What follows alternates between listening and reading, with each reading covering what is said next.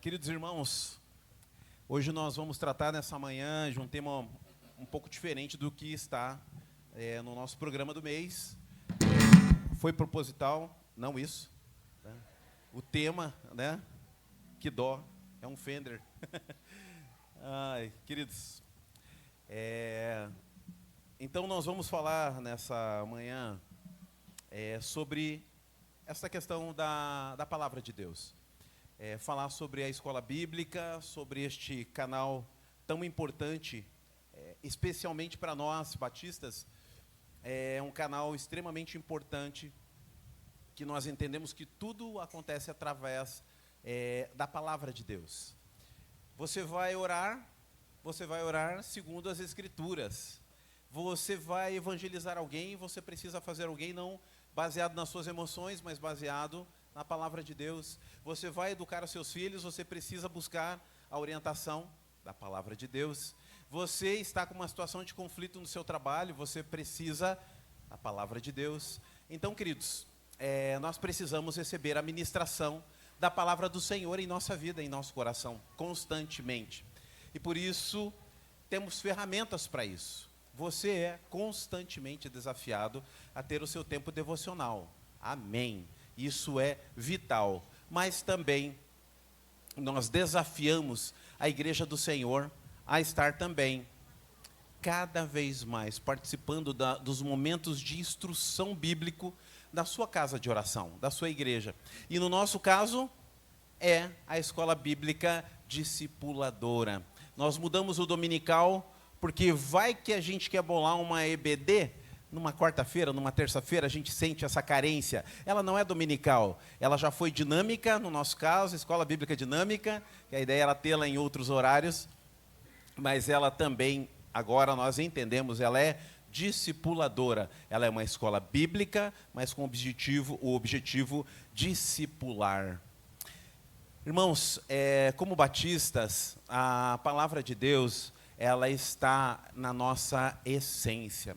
A declaração doutrinária batista, ela já começa falando para a gente algo assim. Olha só, lá na primeira linha, na introdução da declaração doutrinária da Convenção Batista Brasileira, diz assim: o discípulo de Jesus Cristo, quem é, né? Quem são?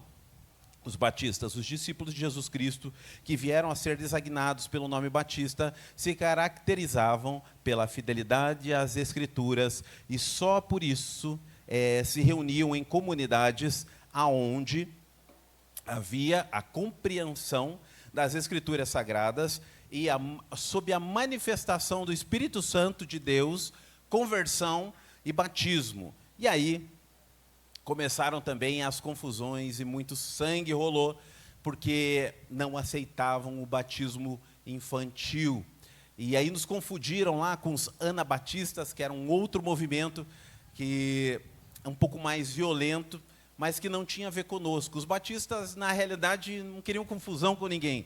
Eles queriam apenas viver as Escrituras, e as Escrituras davam a entender que batismo era mediante arrependimento. Então, se a palavra diz isso, é assim que devemos agir. Eu preciso me batizar depois de consciente, depois que eu soube que, de fato, eu era um pecador, e que eu confessei Jesus como Senhor, agora eu me batizo. E muitos foram rebatizados. E, então, os anabatistas também não tinham isso como princípio. Mas nós batistas, o vínculo está ligado à importância, sim, do batismo neste processo, na nossa caminhada. Nós, então, fomos conhecidos como batistas por enfatizar este ato, que não salva, mas que é para o salvo, é para o discípulo do Senhor. Depois de decidir pelo Senhor, é o primeiro passo. E a gente se baseou aonde para tirar esse conceito? Através da palavra de Deus. Mas não apenas isso, meus irmãos, não bastando, apesar de que isso já é bastante importante, nós batistas também, nós fomos conhecidos pela... Obrigado, irmão Wagner. Nós também fomos conhecidos por ser os pioneiros em missões na era moderna. Os batistas foram os pioneiros no trabalho missionário no período moderno. Então, irmãos, tem a ver com a nossa identidade.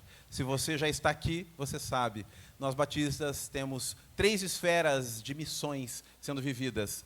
Missões mundiais, missões estaduais e, por último, missões nacionais. Além dos trabalhos que nós temos em capelanias, além de, normalmente, uma igreja batista saudável ter uma, duas, três congregações, uma igreja batista saudável ter também missionários que se comunicam com ela, porque ela também auxilia estes missionários. Então, é muito forte também a nossa proximidade com o trabalho missionário, e somos conhecidos como pioneiros, né? Nós fomos os que abriram essa porteira, e não só nessa área, mas também na área de educação cristã, e mesmo seculares, também na área de capacitação teológica, e também na área social e educacional. Nós temos marcas através da nossa história nessas áreas. E tudo isso regado a quê, irmãos? A palavra de Deus. Tudo isso regado às Escrituras Sagradas. Irmãos, enquanto meditava no que trazer aqui aos irmãos para que vocês pudessem compreender ainda mais o valor das Escrituras na nossa vida, no nosso dia a dia, eu pedi ao Senhor, Senhor, e o quê? O Senhor falou, mas já tem pronto. Eu falei, no chat GPT? Não, na declaração doutrinária batista, está lá já. E é o que nós vamos ver agora nessa manhã, 8 pilares ali, do que nós cremos a respeito das Escrituras, baseado na nossa declaração doutrinária. Mas tinham tantas coisas que poderíamos dizer, tantos testemunhos que poderíamos dar, daquilo que Deus já fez, através do ministério dos Gideões, aquele que entregam aquele pequeno Novo Testamento, que já passaram por aqui, e que as Escrituras foram determinantes ali para a conversão. Às vezes eles nem participaram do ato da pregação em si, mas entregaram o Novo Testamento que a pessoa jogou fora, né? Então, tantos testemunhos, né? Um matador, né, que estava lá esperando de campana, num cantinho, o sujeito que ele ia pagar, né, passar por ele, e passou ali um Gideão, viu ele ali parado, sentiu o toque do Espírito e entregar para ele o Novo Testamento. Ele pegou aquele Novo Testamento ali, rasgou na frente do Gideão, né, e jogou, né? E aí deu errado, ele foi para ver o caboclo que ele ia matar, chegou lá, o sujeito se desencontrou com ele, ele voltou a esperar para ver se ele conseguia fazer o serviço, e ele chega lá e está os restos daquele Novo Testamento que ele rasgou, e ele pega uma parte daquele texto e diz assim, Deus amou o mundo de tal maneira que o quê? Cadê o outro pedaço? Que o quê? O que aconteceu? O Espírito Santo de Deus instigou o coração dele, irmãos. E ele ficou afoito, ele esqueceu até o cara que ele queria matar, porque o Espírito Santo de Deus estava convencendo ele que ele precisava saber. E ele saiu daquele lugar de campana, tinha alguém, uma igreja em vigília, ele entrou lá e falou, eu queria perguntar ao Senhor, aqui está dizendo que Deus amou muito de tal maneira, que o quê? Ele falou que entregou seu filho em seu favor. E aquele homem confessou a Cristo como Senhor, deixou o trabalho para trás, se converteu. Anos depois, voltou a visitar aquela congregação e dar o testemunho. E naquela noite que ele testemunha, está lá o homem quem ele iria matar, convertido também. Não precisa da gente, é a palavra de Deus. A palavra viva, que transforma vidas, que nos cura, restaura, nos confronta, nos tira da zona de conforto. Ou como ontem ouvimos com a irmã Elisângela, que nos tira dos pontos cegos da nossa vida. Irmãos, mas então, o que a declaração doutrinária batista fala sobre as Escrituras Sagradas? Queridos irmãos, em primeiro lugar, deixa eu ver se... Aqui. A autoridade das Escrituras, uma síntese do que diz lá, é que a Convenção Batista Brasileira reafirma a sua crença fundamental na autoridade das Escrituras Sagradas. Em tempos de incertezas doutrinárias, é crucial que os batistas reafirmem sua base teológica fundamentada na Palavra de Deus. Este documento apresenta 19 artigos que elucidam a visão batista sobre as Escrituras, servindo como um guia para a fé e conduta. Essas declarações doutrinárias visam esclarecer, dissipar dúvidas e afirmar posições sempre com o rigoroso fundamento da palavra de Deus. Assim, essa declaração representa um farol para a comunidade batista brasileira, guiando-os em direção à verdade e à prática da fé cristã autêntica, que ela está afirmada na palavra de Deus. E quais são, então, esses 8 pontos que a declaração doutrinária traz? Então, são 19 artigos, um deles, e o primeiro deles, são as Escrituras. E o que diz lá, então? Diz o seguinte, olha, irmãos, sempre estes textos aqui, eles estão dando base para sustentar aquele assunto da declaração doutrinária.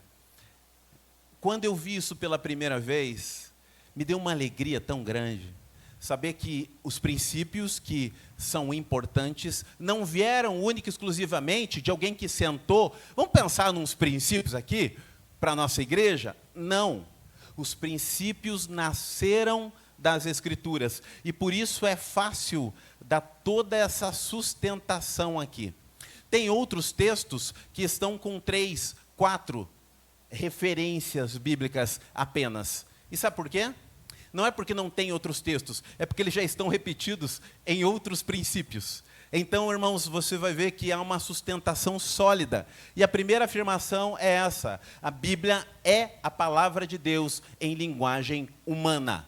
Essa é a nossa visão como batistas. É a palavra de Deus. Ela não contém a palavra de Deus, ela é a palavra de Deus. Então, quando estamos com as Escrituras, estamos ouvindo a voz de Deus ao nosso coração. Então, este é um dos princípios. E para nortear, basear, eu não vou ler todos, senão nós vamos demorar, mas olha só, Salmo 119, 89, que, diga de passagem, Salmo 119 é uma celebração ao quê?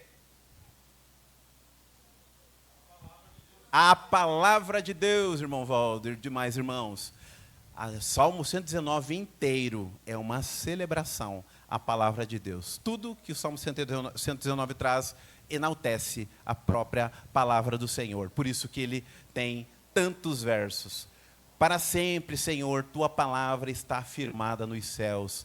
Havendo Deus antigamente falado de muitas vezes, de muitas maneiras aos pais, pelos profetas, nesses últimos dias, nos falou pelo Filho, a quem constitui o herdeiro de todas as coisas, e por meio de quem também fez o universo.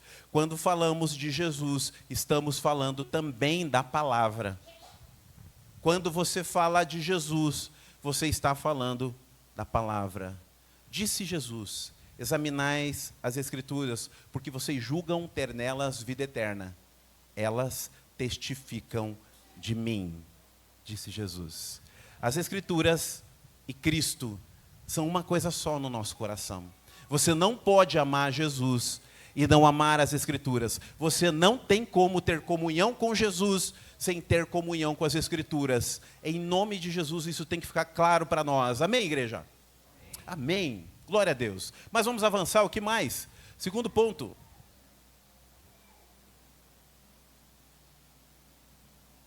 Deu tilt aqui. Opa. Segundo ponto, é o registro da revelação que Deus fez de si mesmo aos homens. Então, as Escrituras é o registro do que o Senhor mesmo permitiu conhecer-se. Ele mesmo, então, inspirou. Olha só. Jesus, porém, lhes respondeu: errais não conhecendo as Escrituras, nem o poder de Deus. Olha a repetição do que lemos anteriormente. Abraão, porém, disse: eles têm Moisés e os profetas, ouçam-nos. Mesmo numa parábola no Novo Testamento, quando há ali a expressão do Lázaro, né, do miserável que morre, e também do rico que morre, Lázaro, aquele pobre carente que era teoricamente dependente de Deus, vai para o seio de Abraão, e o rico vai para o Hades, vai para o inferno. E ele diz: oh Senhor, manda avisar os meus parentes lá que há esse cenário horrível aqui. Não, eles têm os profetas, os escritos. Não, nem que eu mande alguém ressuscitar, eles não vão ouvir. Deus testifica de si próprio através das Escrituras sagradas. Você e eu precisamos ter comunhão com esta palavra. 3. Sendo Deus seu verdadeiro autor, foi escrita por homens inspirados e dirigidos pelo Espírito Santo. Deus é o autor. Aos homens que foram os responsáveis pelo escrito, coube a unção do Espírito Santo para escrever, dirigidos pelo Senhor, preservadas as suas particularidades, preservados os seus estilos pessoais, mas o Senhor usou, e isso traz ainda mais comprovação sobre a veracidade das Escrituras. Deus não ter desprezado o caráter das pessoas que escrevem. Porque se Deus quisesse, se um ser humano quisesse ter criado algo para enganar as pessoas, faria algo mais padronizado, é ou não é? Mas não, tem traços, tem falhas, tem desvios, tudo está junto lá, mas na essência, a presença de Deus se faz clara ali, mesmo com o traço de cada um, mesmo com os traços de personalidade de cada um deles. E por isso, então, não foi do homem, mas veio do Senhor, com o objetivo de se revelar. E o Espírito Santo, então, inspirou homens e mulheres a escreverem. Moisés escreveu todas as palavras do Senhor, né? Êxodo 24:4. O Espírito do Senhor fala por meu intermédio, e a sua palavra está na minha língua. A palavra é do Senhor. 2 Samuel 23:2. Você sabe, né? Você que é batista raiz já sabe. Você que também é estudioso, né, da palavra também sabe. Foram em torno de 1.600 anos. Quantos homens? 40 homens, né? Ali escreveram ao longo da história. Irmãos, dá 10 textos aqui para cada um escrever, para você ver como é que vai sair ao final, né? Cada um vai falar de uma coisa. Mas, irmãos, ao longo de 1.600 anos, estes homens, esses 40 homens aproximadamente, foram escrevendo em cenários diferentes, em culturas diferentes. E chega aqui, olhamos para as Escrituras, e ela é como se fosse uma teia que se entrelaça e que tudo ganha sentido de maneira muito especial. Porque foi o Senhor quem inspirou. Por isso que é assim. E por isso que nós nos maravilhamos com os detalhes, né, que estão presentes ali. Eu gosto de detalhes, e ontem na ministração aos professores, a professora Elisângela, que é a nossa irmãzinha que congrega conosco algumas vezes, gosta de trazer as filhas na escola bíblica, porque a igreja que ela frequenta não tem. Então, ela gosta de trazê-los aqui por isso. E aí, ontem, na ministração aos professores, ela disse algo muito especial, gostoso de ouvir, que eu gosto dessas novidades assim. Novidades não, né? Está lá já faz 1.600 anos. Mas, como é gostoso ouvir. Por que não, né, irmãos? Ali, o poço, né, onde a samaritana vai, olha que interessante isso, né? O poço que a samaritana vai é o poço de Jacó. E quem era Jacó? Era o suplantador, o enganador, né? E ela vai naquele poço porque ela está vivendo numa condição similar. Havia uma identidade ali de coração, né? E por que o poço de Jacó? É porque o Senhor quer mostrar que nós, mesmo salvos, nós também somos como Jacó. Também falhamos, pecamos, enganamos. Mas, apesar disso, o Senhor se apresenta a nós, porque Ele vê os doentes. Então, Ele se apresenta a nós, Ele cuida e Ele nos transforma. Ele não continuou Jacó. Ele se transforma em Israel. Mas Ele não é o Deus de Abraão, Isaque e Israel. Ele é o Deus de Abraão, Isaque e Jacó. É de você que tem necessidade. É de você que tem carência. É dele que Ele é Senhor. É de você que Ele é Senhor. Por isso, Ele é o Deus de Jacó. Ele é o Deus de cada um de nós, apesar de nós. Por isso, o Espírito Santo usou esses homens e fez esta maravilha, que a gente olha e se alegra de fato, né, com o poder de Deus manifesto na sua palavra. Irmã, pula lá para nós aí, que não está funcionando o trem aqui.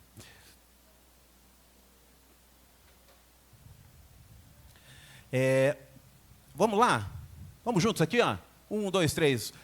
Tem por finalidade revelar os propósitos de Deus, levar os pecadores à salvação, edificar os crentes e promover a glória de Deus. Olha aí, ó, as Escrituras, então, têm este objetivo, né? Revelar os propósitos de Deus, gerar salvação e também que os crentes promovam a glória de Deus, através de uma vida alinhada com a vontade de Deus, que está registrada na sua palavra. Olha lá o texto sagrado. Porque não me envergonho do evangelho, pois é o poder de Deus para a salvação de todo aquele que nele crê. Toda a Escritura é inspirada por Deus e útil para ensino, para repreensão, para correção, para educação na justiça. Está aí, ó. Para isso que a palavra está aí. Não vamos conseguir avançar, então, sem ter comunhão com a palavra. Ponto 5, o que temos aqui? Vamos lá de novo? O seu conteúdo é a verdade, sem mescla de erro, e por isso é um perfeito tesouro de instrução divina. Irmãos, aqui é da polêmica, tá? Da polêmica esse ponto. Porque, como assim? Tem palavras de Satanás ali, tem palavras de erro lá também, né? Todas propositalmente deixadas lá para a ministração ao nosso coração, com o intuito de nos ensinar. Então, olhando sobre esta perspectiva, nós entendemos que a palavra, sim, ela não tem erro. Ah, mas peraí, olha aqui, ó. Um médico uma vez falou para um paciente, eu li isso num livro, ele falou assim, doutor, é grave? Ele falou, vamos operar, e vamos ver como é que você vai reagir. E ele opera. E depois da operação, ele chega lá e fala assim, não, a operação foi um sucesso, agora precisamos aguardar. Ele falou, senhor, acha que eu vou me recuperar bem? Ele disse assim, carne por carne, tudo que o homem tem dará pela sua vida. Teu corpo vai lutar em direção à sua cura. É um texto sagrado isso, irmãos. Quem falou? O diabo para Jó. O diabo para o Senhor, perdão. O diabo falou isso para Deus em relação a Jó. Carne por carne, tudo que o homem tem dará pela sua vida. Deixa eu tocar na carne dele que ele vai te negar. Então ela está lá com objetivo instrutivo. Então também é palavra de Deus para a nossa compreensão, tanto daquilo que é acertado, quanto aquilo que é algo errado. O acertado para obedecer e o errado para a gente sair para longe, em nome de Jesus. A lei do Senhor é perfeita e restaura a alma. O testemunho do Senhor é fiel e dá sabedoria aos simples. Os preceitos do Senhor são retos e alegram o coração. O mandamento do Senhor é puro, ilumina os olhos. O temor do Senhor é límpido e permanece para sempre. Os juízos do Senhor são verdadeiros e todos igualmente justos. E há, o Salmo 119, celebrando a palavra, né? Ele é lâmpada para os pés e luz para os nossos caminhos. Que profundidade nesse texto. Então, irmãos, é a verdade. Ponto 6. Vamos lá de novo? Revela o destino final do mundo e os critérios pelo qual Deus julgará todos os homens. Uau! Se alguém ouvir as minhas palavras e não as guardar, eu não julgo. Porque eu não vim para julgar o mundo, mas para salvá-lo. Quem me rejeita e não recebe as minhas palavras, tem quem o julgue. A palavra que eu tenho pregado, esta o julgará no último dia. Meu Deus do céu. Só aqui dá sermão, né, irmãos? Eu não julgo você. Senhor, tu és um Deus bom, amoroso, né? Como disse uma cantora, o Senhor é um Deus tão cheirosinho. Não te julgo não, mas a palavra que eu ministrei a você será o alvo do seu julgamento. A responsabilidade daquilo que você se nutriu será o alvo do julgamento do Senhor no dia final. Saudoso pastor Avelino, né, dizia isso, né? Irmãos, não é as porções da palavra que eu não conheço que me tiram o sono, mas sim as porções que eu conheço, pois delas darei conta ao Senhor. E é isso. Então é só não estudar, né? Vá nessa. Vai nessa, que você vai ver, irmão, você vai parar. Porque a própria natureza e as coisas criadas testemunham a respeito do Senhor. Conheça as Escrituras, obedeça as Escrituras. É o caminho da bênção para essa vida e é o caminho também para a vida eterna. 7. Vamos lá. 1, 2, 3 e... A Bíblia é a autoridade única em matéria de religião. Fiel padrão pelo qual devem ser aferidas as doutrinas e a conduta dos homens. Meus irmãos, um coralista procurou o seu regente e falou assim: pastor, eu vou ter que deixar o coral, porque minha esposa está implicando muito, eu não sei mais o que fazer, até vim aqui lhe pedir oração, conselho. Daí ele falou assim: quem é o cabeça do seu lar, querido? Ele falou: sou eu. Eu falei, é o que a Bíblia diz, pelo menos. Ele falou assim: você já pensou em conversar e orar com a sua esposa, falar do quanto isso é importante, que não é pela igreja, mas é um chamado que você tem para a área da adoração? Não falei com ela ainda. Tá, e o que a palavra de Deus fala quando o casal está em desacordo? Que as orações não são respondidas. Exatamente. Então, fale com ela, porque pode ser que as orações estejam sendo bloqueadas, porque você está chateado com ela. Então, fala com ela lá. Falou: boa, pastor. Falou: pois é, então. Ele falou: e o Senhor, o que é a prioridade na sua vida? É a sua esposa? São seus filhos? Ele falou: não, eles são importantes. Mas qual a prioridade real? É o Senhor. Depois, eles, né? Porque o Senhor acrescenta todas as coisas a partir do momento que Ele é a minha prioridade. Foi: então, vamos orar nessa direção? Você vai, então, restabelecer o seu sacerdócio no seu lar. Você vai conversar com a sua esposa. E você também vai falar: Deus é quem nos sustenta, amor, em tudo que temos. Então, precisamos ouvir a voz dele, continuar obedecendo à voz do Senhor. E eu preciso servi-lo. É o comando que Deus está me dando hoje, é fazer parte lá desse grupo. E eu quero que você me entenda nisso. Vamos orar? Vamos. Ele falou: pastor, o senhor é um ótimo conselheiro. Falei: citei a você 3 textos da palavra, não falei mais nada, o resto veio do teu próprio coração. Você mesmo, em tempo devocional, poderia ter chegado a essa conclusão. Mas que bom que eu tive o privilégio de participar com você desse processo. Mas não falei mais nada além das Escrituras. Glória a Deus, irmãos. Né? É a palavra de Deus, irmãos. 8. Vamos lá. 1, 2, 3 e... ela deve ser interpretada sempre à luz da pessoa e dos ensinos de Jesus Cristo. Sempre o crivo é Cristo. Olhou o Antigo Testamento, irmãos, vem para Jesus e faz o filtro. Se você estiver estudando o Antigo Testamento, teologicamente, olhando o contexto social daquela época, você fica só aqui. Você não vai lá para o Novo Testamento, porque você está fazendo o estudo nu e cru do Antigo Testamento. Então você precisa ter a visão que aquele povo tinha. Então você deixa Jesus. Na vida, estudo teológico, com o objetivo de absorver conhecimento. Para a sua vida espiritual, não.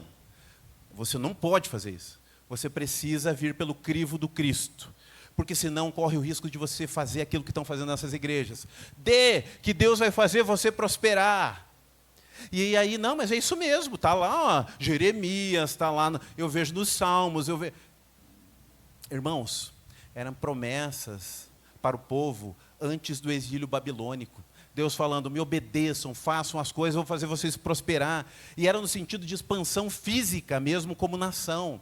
Então o povo não vem, não passa pelo prisma do Cristo e derrama isso na mente da igreja, e aí a igreja vem: mas eu contribuí, não aconteceu aquilo que você falou. Falta de fé, amado.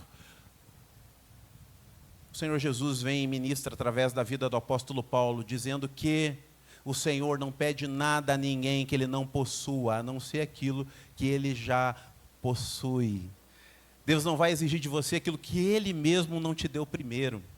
As Escrituras Sagradas precisam passar pelo crivo do Cristo. Então, lhes abriu o entendimento para compreenderem as Escrituras. Este é o meu... Lucas 24, 45. Este é o meu filho amado, em quem me agrado. A ele ouvi. Sempre à luz do Cristo. A irmã Roselma deu um testemunho uma vez que um dos meninos que passou pela casa, que ela cuidava na época com o irmão Noel, uma casa-lar, e o menino chegou lá, e ele estava crente, estava numa dessas igrejas das revelações, e ela não estava muito bem de saúde, ele soube, né? Muito bacana a atitude dele, foi lá: vim orar com você, Roselma, né? E chegando lá, ele com aqueles hábitos da igreja onde ele estava, ele chegou assim e falou assim: olha, antes de orar por você, eu queria te dar uma palavra, né? Meio tímido assim, mas tentando, né? Daquelas linhas, dar uma revelação para ela lá, dar jeitinho da irmã Roselma. Ótimo, que bênção, pode me dar. Então, assim diz o Senhor. Falou: cadê a Bíblia? Não é assim que funciona. Assim diz o Senhor, eu vou lascar agora. Não, cadê? Não falou isso, irmãos, né? Mas ele ficou todo constrangido e falou: não, eu vou dar uma revelação para você. Sim, benção.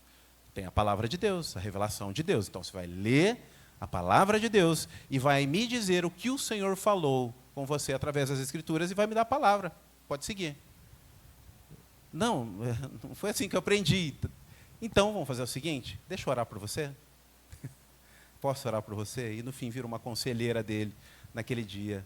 E recebeu a oração, mas o instruiu na palavra. Sempre precisa passar pelo crivo do Cristo e da palavra de Deus, irmãos. Cuidado com as experiências, né?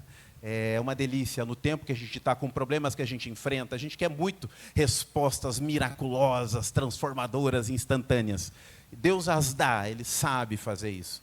Mas você sabe, a grande maioria das vezes, Deus trabalha através de processos, através da história.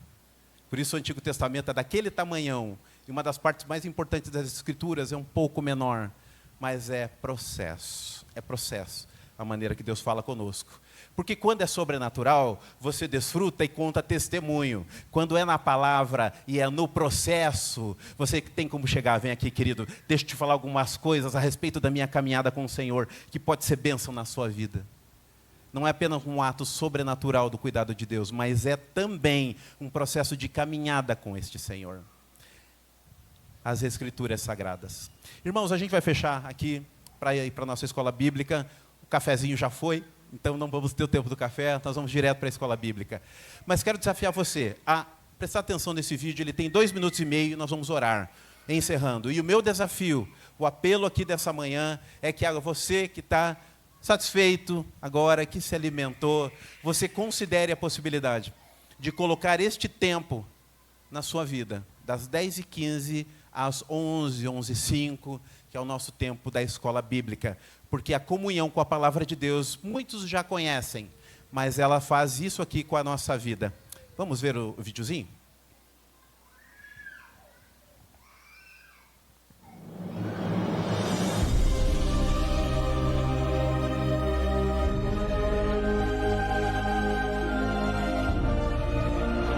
O efeito da Bíblia no cérebro humano.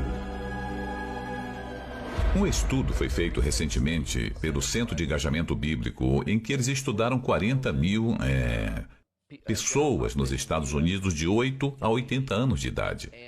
Eles apenas queriam ver como nós estamos interagindo com as Escrituras.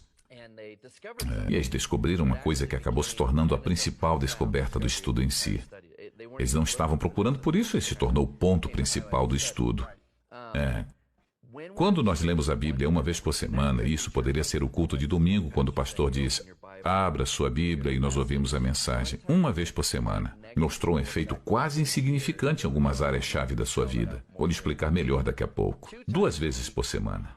Efeito quase insignificante. Agora lermos 3 vezes por semana, houve um sinal diferente no mapa, como se fosse um batimento cardíaco. Algo aconteceu, ainda que fosse como um batimento. Mas a profunda descoberta é essa. Quando lemos a Bíblia 4 vezes por semana, o efeito sobe de forma incrível. O esperado seria que fosse 1, 2, que houvesse um aumento gradual do efeito e impacto na sua vida. Mas foi literalmente 1, 2, 3, 4. Algo muda radicalmente. Ok, você me deixou curioso. Que tipo de comportamento está sendo afetado? O sentimento de solidão cai 30%. Uau! Isso lendo a Bíblia 4 vezes por semana. O problema com raiva cai em 32%.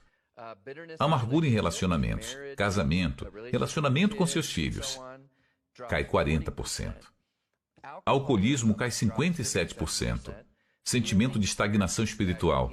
Se eu tivesse que escolher uma área quando eu converso com as pessoas na qual elas são realmente honestas, é que elas se sentem estagnadas espiritualmente. É só fazer a pergunta. Quanto tempo você gasta na palavra, lendo a Bíblia 4 vezes por semana ou mais? Esse sentimento cai 60%. Contato com pornografia cai 61%. Isso é muito importante. E se olharmos para hábitos positivos e compartilhamento de fé, aumenta 200%. Porque você confia na palavra de Deus e há um aumento de 230% no discipulado. Porque a palavra de Deus é viva e eficaz, e mais penetrante do que espada alguma de 2 gumes.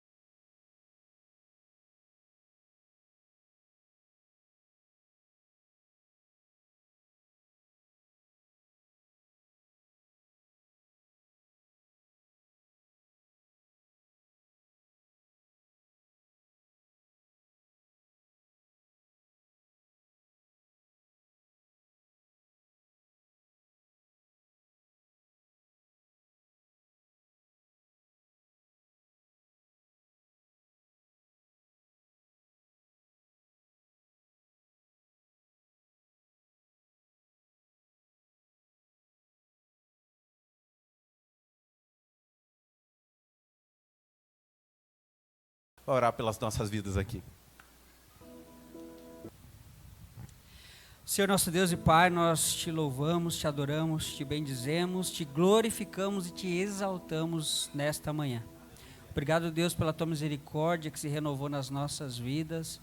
Deus, obrigado pela tua presença neste lugar. Ela é a razão de nós estarmos aqui hoje, nesta manhã.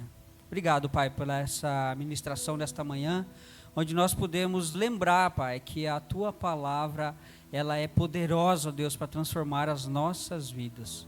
Pai, nos perdoa, Deus, porque muitos de nós temos tido pouco contato com a tua palavra. E, Pai, a nossa vida, a vida cristã, Deus, ela é baseada nesses princípios: oração, jejum e palavra do Senhor. É assim que nós vamos alcançar, ó Deus, a direção para as nossas vidas, os milagres que buscamos, alcançar as pessoas que amamos, ó Deus, que ainda não estão na tua presença. Por isso nós te pedimos, Pai, nesta manhã, coloca, Pai, no nosso coração, Pai, o desejo ardente de buscar te conhecer através da tua palavra.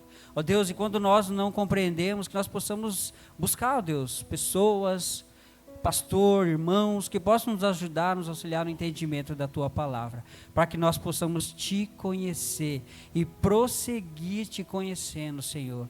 E nós sabemos que a vida de intimidade que o Senhor traz, ó Deus, na nossa vida, bênçãos sem medida. E nós queremos, Pai, ser servos obedientes ao Senhor. Nos ajuda, Pai, nesse processo. Nós aqui como igreja temos buscado, ó Deus, através da escola bíblica, instruir a tua igreja, Pai, na tua palavra. Mas sabemos, como nós vimos hoje, no domingo, um dia por semana é muito pouco. Então nós queremos, Pai, sim, te buscar, para que nós possamos ter intimidade com o Senhor todos os dias da nossa vida. Essa é a nossa oração, Pai, que o Senhor possa vir em nosso favor neste objetivo, que é a sede da tua palavra. Em nome de Jesus, eu coloco esta igreja, Pai, diante da tua presença. Se conosco, em nome de Jesus. Amém.